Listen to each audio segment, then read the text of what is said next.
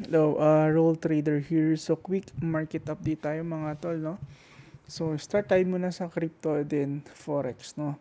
So, okay. So, Bitcoin. So, meron tayong sell signal dito.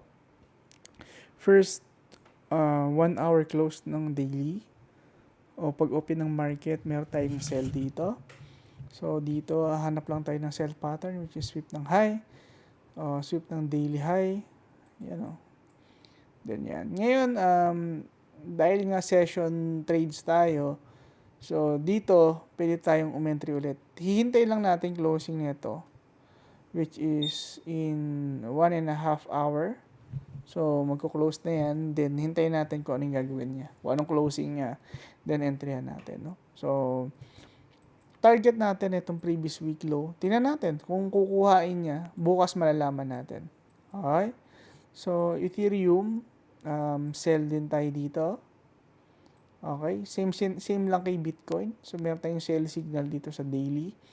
So, hanap lang tayo ng pattern. So, ito, sweep ng high, reclaim. Then, confirmation. Dito sa confirmation, pwede tayong mag-re-enter or pwede tayong mag-add ng positions dito. No? So, same lang kay Bitcoin, yung kay Ethereum, no? Sell. Yun yung ano natin, bias natin. No? So, Solana. Solana is sell. Ayan. So, hanap tayo ng sell pattern. So, dito, green. So, dapat sweep ng high. But wala tayong nakita sweep ng high. So, ang nangyayari ngayon is breakout. So, breakout. Makita kayo dito breakout. And then, yan yung nakikita nyo na yan. No? So, pwede tayong magkaroon na ng breakout pababa dito. Then, let's see. No? Kung hindi, edi, talo. No? So, ngayon, dahil ang bias natin is sell, bro. So, lahat ng crypto is sell positions lang. No? Kasi, susunod lang yan kay Bitcoin. No? XRP, Brad, okay, buy siya. So, ignore lang natin. Kasi nga, ang bias natin mainly is Bitcoin. May si Bitcoin, di ba? So, kapag ka merong buy positions tong si Bitcoin, iwas natin. Ngayon, dito, meron tayong sell kahapon. So, dito, pwede kang umentry. Kasi 1, 2, 3, 4, 5, 1, 2, 3, 4, 5. So, ito yung entry mo. Dito yung entry mo kay, ito, high, oh. Nakita mo dito, sell, lumigwak. Ngayon, nag-retrace. Yung retrace niya hanggang taas ng mundo. Yan. So, New York session, kasi USD yan. So, dito ang sell mo. Right? Sa high. Yan, oh. So, ngayon, profit ka na sa kanya. Pero dito kasi, dahil nag-close siya dito ng ganito, so, posible na buy pa rin tayo. Buy nga. Kaso nga, sell siya kahapon. Profit ka na sa sell kahapon. Ngayon, kung ako dito, ignore ka na lang kasi nga, ang main bias natin is sell. No? Suwi, sell, same lang din kay Bitcoin. So, maganda rin tong i-sell kasi maganda yung pattern niya. No? Pwede, breakout yung posibleng mangyari dito pababa. No? So, TRX, dito may buy kahapon, nakita nyo, from New York, umangat siya, profit ka. Dito, buy pattern kasi. So, dahil buy pattern, so ignore mo lang. So, no entry. Kasi sell pattern tayo kay Bitcoin. Nakikita nyo siya, di ba? Na kung ano yung gawin ni Bitcoin, yun lang gagawin lahat ng crypto. So, kahit na buy pattern to, pero pabagsak si crypto, ang mangyayari, babagsak lahat. Babagsak si altcoins. No? BNB, sell ako dito kay BNB, no? Kasi dito sell. May confirmation na dito na the-dump. So, pwedeng hintayin natin kung anong gagawin dito. Kung mag-enter ka pa lang, no? Tingnan natin. Kasi, pang selling to eh. Diba? Alright. Ngayon, yun lang. Yun lang muna yung binabantayan ko kasi sa crypto kasi more on forex. Yung tinitrade ko sa ngayon mga tol, no? So, sa mga gusto talaga maging trader dyan, siguro maganda palawakin nyo yung mundo nyo, wag lang crypto. Maganda rin, try nyo siyang sa forex. Parehas lang naman bro, parehas lang. Wala naman ibang way para i-trade dyan. So, pare-parehas lang, no? Siguro mas magiging dadami lang yung tinatry mong i-manage, no? Pero yun naman, ano naman to eh, libangan lang naman to eh. Para sa akin kasi Brad, ang trading is pwede mo siyang gawing hobby na pwede mo yung passion din. No, for example, talagang gusto mo to, Ganun yung gawin mo, pero huwag mo iasa yung buhay mo dito, brad. Kasi, ang mangyayari sa'yo, gagawa ka ng mali. Mapupush kang gumawa ng mali para lang kumita dito sa trading, no? So, wag mo nang gawin, no? Hindi worth it na gawin mo yun. Una, walang satisfaction. Pangalawa, tinatry mo lokohin yung ibang tao. Lolokohin mo rin yung sarili mo. And majority sa mga traders kasi gano'n na nangyayari. Parang nangyayari is masyadong delulu, masyadong kinakain ng social media, masyadong kinakain ng fame, masyadong kinakain ng hype. Parang gumagawa sila ng paraan para magka-hype, para maging relevant. So, alam mo yun, medyo hindi healthy yun sa pag-iisip mo, hindi rin healthy yun sa finances mo, no? Kasi, halimbawa, pinefake mo yun. So, wala ka nang paano yung sa totoong buhay mo? Fake din. So, paano yun, no? So, kailangan, wag mo itong seryosohin na as in seryoso talaga, Brad, no? Kasi hindi to career. Hindi yan career, no? So, hindi mo pwedeng gawing career ang trading, Brad, no? Ako na nagsasabi sa inyo, hindi nyo siya pwedeng gawing career. Meron mga successful. Ngayon, pero hindi to para sa lahat, no? Hindi para sa lahat, no? Try mo maging, ano siya, maging passion. Kumbaga, halimbawa, di ba, ikaw, normal kang tao, meron kang passion, gusto mong nasa banda ka, o kaya gusto mong meron kang sports pero hindi mo siya kayang gawing full-time job kasi nga hindi mapapakain ng yung pamilya mo unless mayaman yung parents mo. Tapos ikaw magmamana ng mga kayamanan niya na hindi mo naman kailangan ng magtrabaho. Okay 'yon. Pero halimbawa normal kang tao, kailangan mong mag-survive, tapos kailangan mong mag-provide para sa family, then hindi talaga to magiging way para maging ano ka, no? Pero pwede mo siyang gawing hobby, pwede mo siyang gawing passion, pwede mo siyang gawing side income, pwede 'yon, no? Wag mo lang gawing main income mo, no? Kasi masira yung buhay mo diyan, Brad, no? Okay, so panik tayo, Brad, sa Forex, no? So meron tayong buy signal dito. Yan, buy, no? Again, hindi sa pagbubuhat bangko, Brad, pero para mag full-time ka dito sa trading, gaano ka ba kagaling? Yun yung tanong gaano ka kagaling? Kasi wala pa akong nakita talagang nag full-time trade kasi yun. Pero majority sa mga nag full-time trader, nag-affiliate, nagbebenta ng course, gumagawa ng community para, alam mo yun, mag-affiliate. So, malaki kita kasi doon, no? Lalo na kung ipupush mo, ako kasi hindi ko man pinupush wala naman akong pake. Di ba? So, medyo mabigat lang talaga kapag pinultime mo siya tapos mapipilitan kang gumawa ng mga bagay na hindi mo gusto, no? Naranasan ko 'yan. Kaya sabi ko, wag. Hindi, no? Kaya nung nag-work ako ulit, pero nag-change career ako, 'di ba? Accountant ako. So for 6 years accountant ako dito. And nag-change career ako to healthcare kasi nga parang tapos graduate na ako, Brad, sa parang office job. Kasi parang, siguro bro, ganito konting kwentuhan tayo. No? Kasi, naano ako, Brad, na, alam mo yun, parang pag tumatanda ka, nagkakaroon ka ng newfound, ng buhay mo Parang, kasi ganito, walang benefit sa akin yung pagtatrabaho sa office Una sa lahat, hindi ko naman gustong nakaupo. Gusto ko actively gumagalaw ako You know, so doon pa lang negative na sa akin yung accounting job.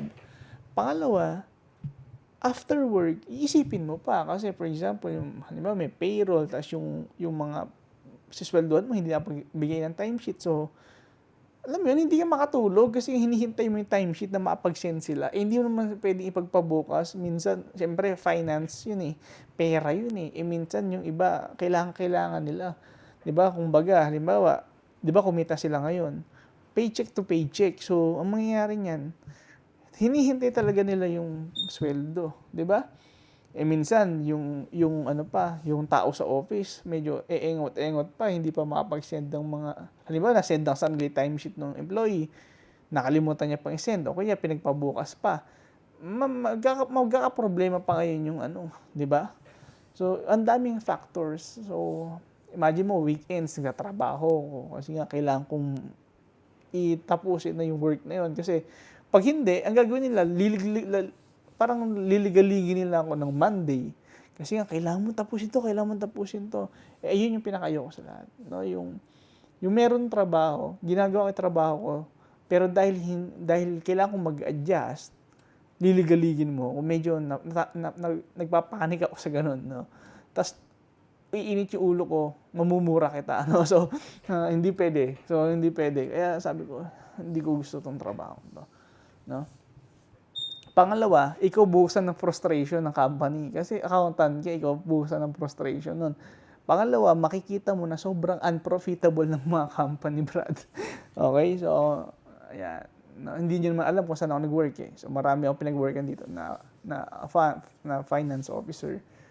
Bro, hindi nyo alam, majority ng business dito is unprofitable, nabubuhay sa loan.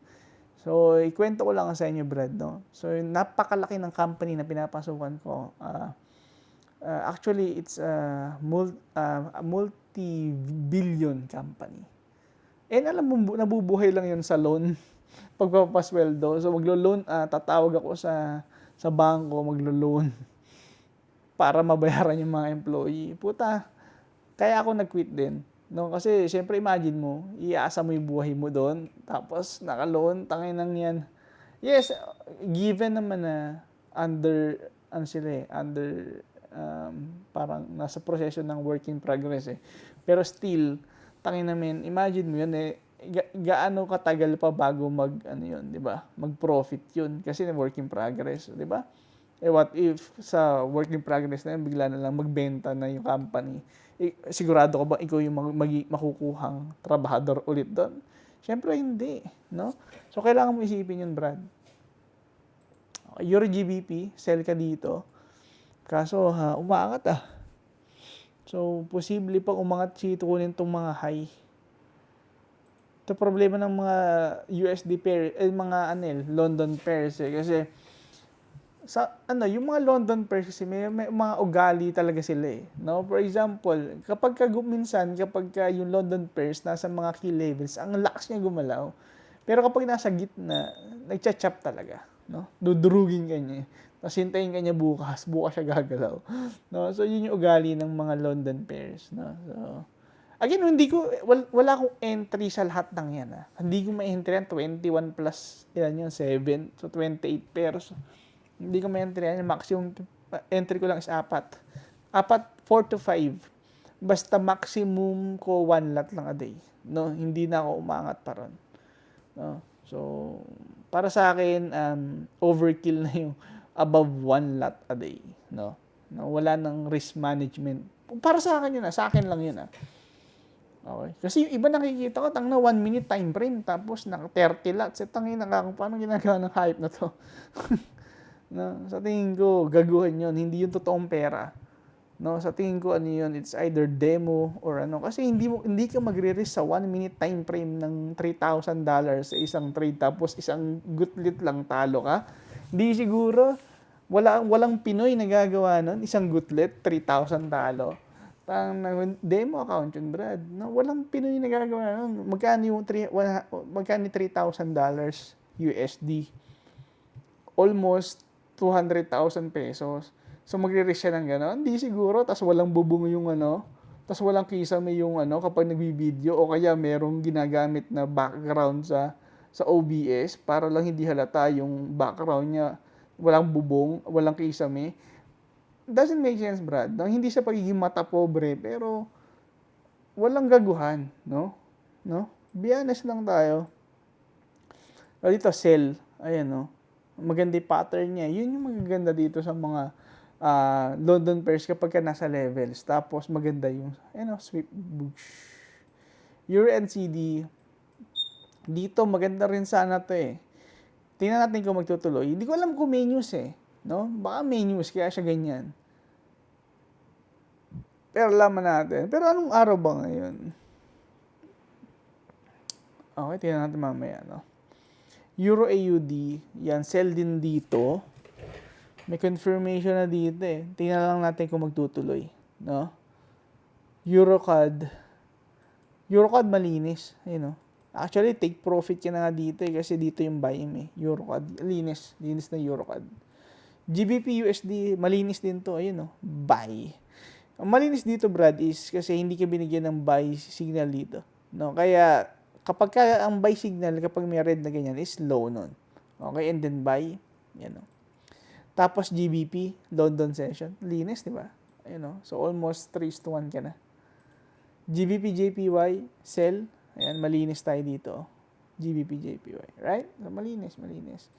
GBP AUD, sell, malinis din tayo, nasa key level, kasi maganda yung galaw, no? So, tingnan natin kung magtutuloy hanggang dito sa previous week low. GBP NCD, sell din tayo, maganda-ganda yung galaw. So, kahit paano profit. Tingnan natin bukas yung ano yung mga mali, no? Uulitin ko, hindi lahat yan may entry ako. Tinitingnan lang natin kung ano yung mga kailangan natin ayusin dito sa indicator natin para pag nirobot natin siya, mas mataas yung win rate, no? Mas malaki yung pera na kikitain natin.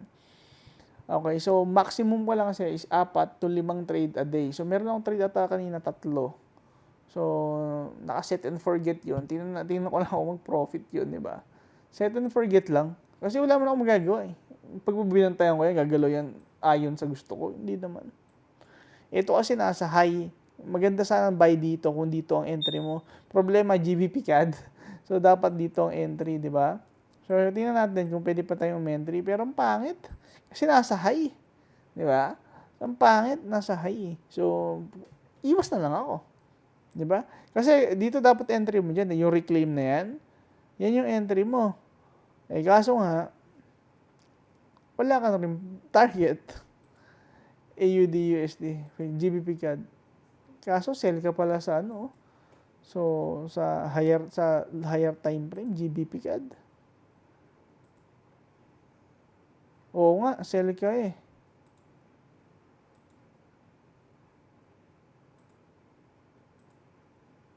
Oo, sell ka. No? So, yan. AUD, USD. Yan, ito. Ito sana, okay sana dito, Brad, no? Kung ang entry mo is itong low, 'di ba? Ito yung rules na override. So dapat dito. Problema AUD USD. So halimbawa, kung naka-session trade ka, hindi mo siya mate-trade kasi dapat ang entry mo dito hindi nag-reclaim. Kasi itong black na to, dapat nag-reclaim siya eh. Right? Reclaim, parang ganito, tapos test, tas angat, no? Problema is dito siya nag-close. Di ba? So, ang mangyayari talaga, babagsak pa yan. Kukunin niya pa tong low ulit. O, dyan mo entry yan. Yun yung manual. Madali kasi siyang isipin pag manual. Ang problema, syempre, kailangan ko i-code yan. So, pag kinode mo yan, paano mo siya i-code? Kung hindi mo nga ma-explain. Di ba? Sige, for example, i-code natin siya. Paano natin siya i-code? So, buy.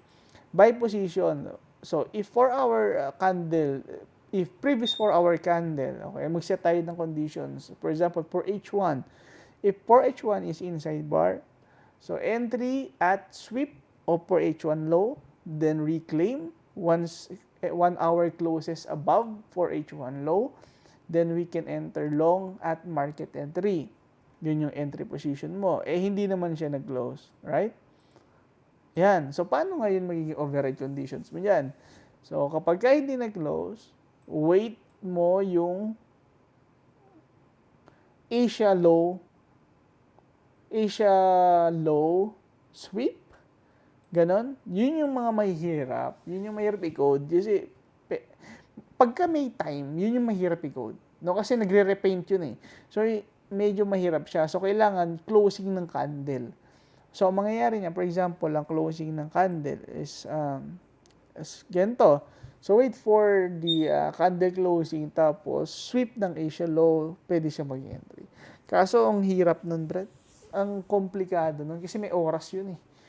No? So, ngayon, ang magiging condition mo dyan is from 9 to 12, yun yung magiging variables mo. Ang hirap nun, Brett. No? Ang hirap nun. AUD-JPY, okay, so dito is buy, pero nakasell, ayun, previous day sell. So, dito magiging sell ka dapat. Kaso, bullish yung signal. No? Kasi ito yung tinatawag kong mga override conditions. Kasi there are a lot of instances na, for example, nagbato ng red na ganito, tapos dire-diretso siya pataas. And it happens all the time. So, mas maraming ganun kaysa sa ganito. It just happens na mahina yung asset na to talaga. No? So, pero majority of the time, kapag ka ganito, talagang umaangat siya agad. No? Majority of the time. Kaya nga natin siya nilagay sa override conditions. No? So, AUD and CD, okay, buy dito. Ayan ang buy. So, medyo maganda yung galaw. AUD CAD, buy din siya. Medyo malinis yung AUD CAD. Ayun sabi ko kanina, brad. Reclaim, then entry. Ayan, oh. Diba? So, malinis. Malinis. Once na mag-reclaim dito, right? Right. No? So, NCD, USD, ito malinis din. Same scenario. Sweep ng low. Yan, no? Linis, diba? Linis. NCD, JPY, sell. Ito, malinis to, brother. NCD, JPY, sell. Okay. Yan, oh. Aha. Pwede nga rin to, eh, oh. Kasi ito yung, inside high mo, eh, oh. Linis, diba? So, entry mo dapat, eh. So, ilan na yan? 3:1. Napakalaki nun, Brad. Sa totoo lang, 3:1. Malaki na yun. Intraday, Intraday. Ilang oras lang yan, oh. Diba? NCD CAD, buy ka dito. So, currently, nasa break-even ka. No? Pwede siyang umabot pa hanggang dito, So, titingnan natin kung paano gagawin ng ano. Oh, so closing na pala. No? So, pwede na tayong entry. Dito is, pwede yung entry dito, no? So, tapusin natin yung video na to. So, after ng tatlo na to, then possible, maka-add ako ng entry ngayong gabi. Kasi tatlo pa lang naging entry ko kanina ng umaga. No? So, USD CAD, wow. No, ito, maganda to. Ito, nakita mo? I think isa to sa mga entry ko ngayong araw. No? Kasi may plot na, eh. Ibig sabihin, na-enteryan ko na siya. So, ito. Ganda na ito, bro. Ganda. Napakalinis na yun, sell. Then, ito yung pattern. Diba? USD JPY, same mo, linis, diba? Kasi ito ata hindi siya na-entryhan. Kasi nga parehas lang siya dito sa USD CAD. Kaya kasi parehas lang ng USD pair, no? So mag-over-risk ako sa isang situations, no? So ayan na, sell. Ganda, no? Ganda. Kay JPY, same lang, oh. Ayun na, sell. Tapos ayun yung mga resistance, mga highs, no? Boosh. No? So linis. Linis, Brad. Linis. So, yun lang muna. Yun lang muna mga tol. Then, bukas ulit. Tingnan natin kung ano yung mga mali. Para ma-improve natin ang ma-improve. Malaman natin lahat ng mali. Then, siguro mga next month, mga end ng February, simulan ko naman yung entry conditions. More on conditions muna yung gagawin natin. So, yun lang mga tol. Maraming salamat sa pakikinig.